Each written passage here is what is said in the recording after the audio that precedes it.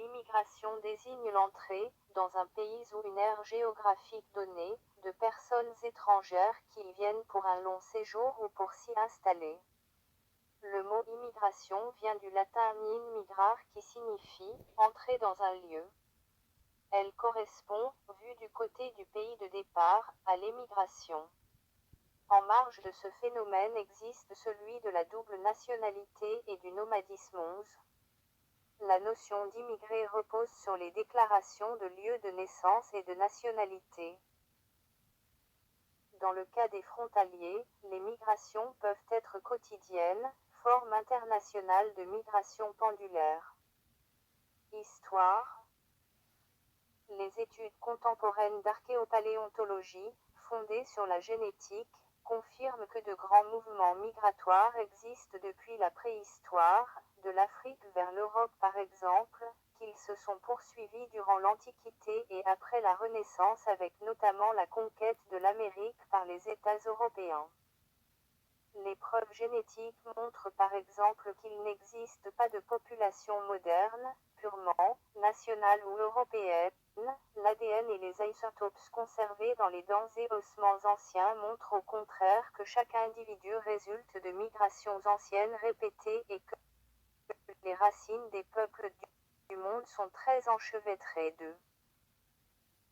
Peu de personnes descendent réellement directement des squelettes préhistoriques ou anciens trouvés près de leur lieu de résidence. Presque tous les Européens dits indigènes présentent des gènes provenant au moins de 3 vagues migratoires majeures survenues dans les 15 000 dernières années, dont 2 venant du Moyen-Orient 2T2.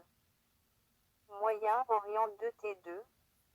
Dans le monde, seule une poignée de groupes, par exemple les aborigènes d'Australie, ont des lignées anciennes pas ou peu mélangées avec celles des immigrants d'eux. On a longtemps pensé que les hommes préhistoriques, de l'Antiquité et de la période médiévale, étaient peu mobiles, mais les études génétiques et isotopiques de leurs restes montrent qu'outre quelques grandes vagues migratoires à échelle continentale, voire intercontinentales, bien avant l'apparition des moyens de locomotion mécanique modernes, trains, voitures, avions, etc., des mouvements migratoires nombreux et diffus existaient à des échelles régionales et locales. Une part de la population, religieux, marchands, enseignants, militaires, agents de l'État, certains artisans, bateliers et marins, étaient plus mobiles et souvent source de mélange de populations par exogamie ou enfants dits illégitimes. En Occident, avec la révolution industrielle et l'apparition de nouveaux États, États-Unis, Allemagne, Italie, l'immigration fait plus référence aux nationalités et aux diasporas, comme la Pologne qui émigre dans les charbonnages de la rue allemande. Elle est parfois organisée à grande échelle comme en France au début des années 1920, quand la pénurie de main-d'œuvre touche des secteurs aussi divers que l'acier, le charbon, l'automobile et l'armement, avec des lois l'encourageant et la création, en 1924, de la Société Générale d'Immigration. Raison. Pour le migrant, l'émigration peut avoir une ou plusieurs motivations. Professionnel, s'il ne s'agit que d'une mission de longue durée à l'étranger ou d'une période d'études, on parlera plutôt de mobilité ou d'expatriation. Politique, réfugiés politiques fuyant les persécutions. Sécuritaire, notamment en cas de guerre dans le pays d'origine.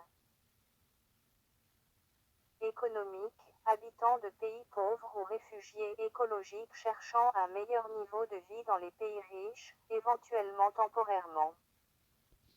Personnel, volonté de s'installer dans un pays par goût, par exemple si l'on se reconnaît dans ses valeurs. Familial, rejoindre le conjoint, l'enfant déjà installé. Fiscal, l'installation dans un pays offrant un niveau d'imposition moins élevé. Pour certains États, régions ou localités, l'immigration est un moyen de compenser un déficit des naissances ou encore d'assurer une quantité ou qualité de main-d'œuvre suffisante. Toutefois, l'immigration illégale va au-delà des souhaits des pays d'arrivée. Aujourd'hui, les flux de migration sont orientés aussi bien des pays en développement vers les pays développés que d'un pays développé vers un autre et d'un pays en développement vers un autre pays en développement, sud-sud. Les plus forts taux de travailleurs immigrés dans la population active se retrouvent dans les pays du Golfe Persique, 90% aux Émirats arabes unis, 86% au Qatar, 82% au Koweït. Un migrant peut ne pas être en règle au regard de la législation sur l'immigration en vigueur dans le pays de destination. Des communes victimes d'exode rural, comme Rias depuis 1998, en Italie ont une politique volontariste d'accueil de l'immigration afin notamment d'entretenir leur démographie et la vie économique locale. 4. Économique locale 4. En 2011, l'Osservatore Romano, le quotidien du Vatican, a cité cette bourgade comme un exemple à suivre vis-à-vis des immigrés. 4. D'après l'historien Benoît Bréville, citant notamment l'exemple de l'ALENA nord-américaine, les accords de libre-échange favorisent généralement les mouvements de population. 5. Suivi statistique. Données générales. D'après le rapport du secrétaire général de l'Organisation des Nations Unies, ONU, sur les migrations internationales et le développement, remis en 2063, le monde compterait près de 200 millions de migrants. Un tiers environ se sont rendus d'un pays en développement vers un autre et un autre tiers d'un pays en développement vers un pays développé. Chaque pays adopte ses propres normes pour identifier les immigrés et les compter. Ceci affecte directement la quantité et la proportion d'immigrés.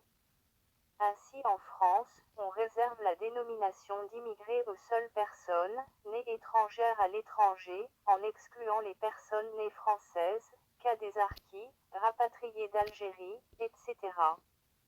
Par contre, selon la définition des Nations Unies, est immigrée toute personne née dans un autre pays que celui où elle réside. Elle peut avoir la nationalité de son pays de naissance ou avoir une autre nationalité, notamment celle du pays dans lequel elle réside.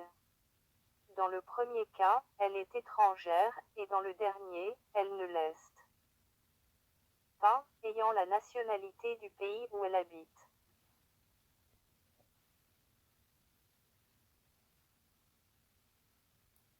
L'immigration désigne l'entrée,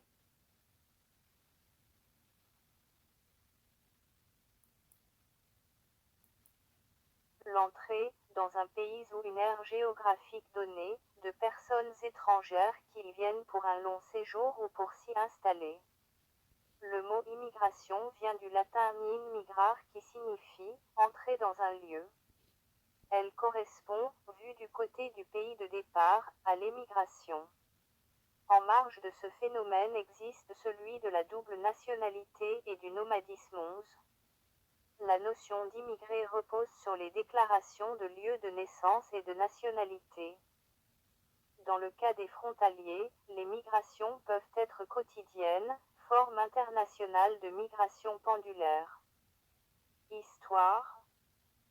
Les études contemporaines d'archéopaléontologie, fondées sur la génétique, confirment que de grands mouvements migratoires existent depuis la préhistoire, de l'Afrique vers l'Europe par exemple, qu'ils se sont poursuivis durant l'Antiquité et après la Renaissance avec notamment la conquête de l'Amérique par les États européens.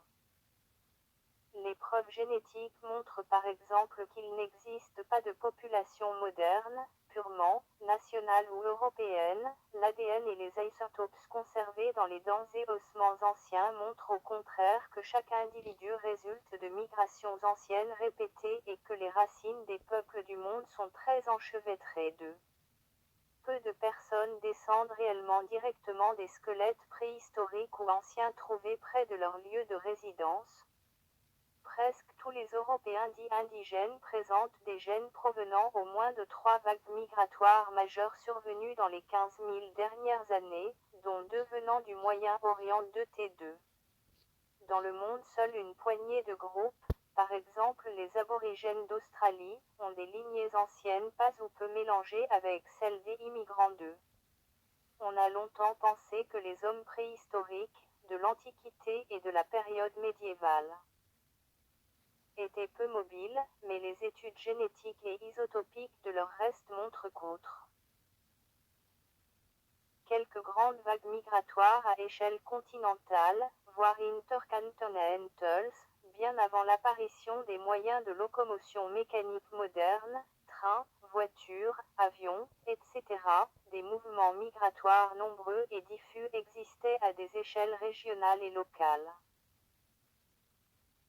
Une part de la population, religieux, marchands, enseignants, militaires, agents de l'État, certains artisans, bateliers et marins, étaient plus mobiles et souvent source de mélange de populations par exogamie ou enfants dits illégitimes. En Occident, avec la révolution industrielle et l'apparition de nouveaux États, États-Unis, Allemagne, Italie, l'immigration fait plus référence aux nationalités et aux diasporas, comme la Pologne qui émigre dans les charbonnages de la rue allemande. Elle est parfois organisée à grande échelle comme en France au début des années 1920, quand la pénurie de main-d'œuvre touche des secteurs aussi divers que l'acier, le charbon, l'automobile et l'armement, avec des lois l'encourageant et la création, en 1924, de la Société générale d'immigration.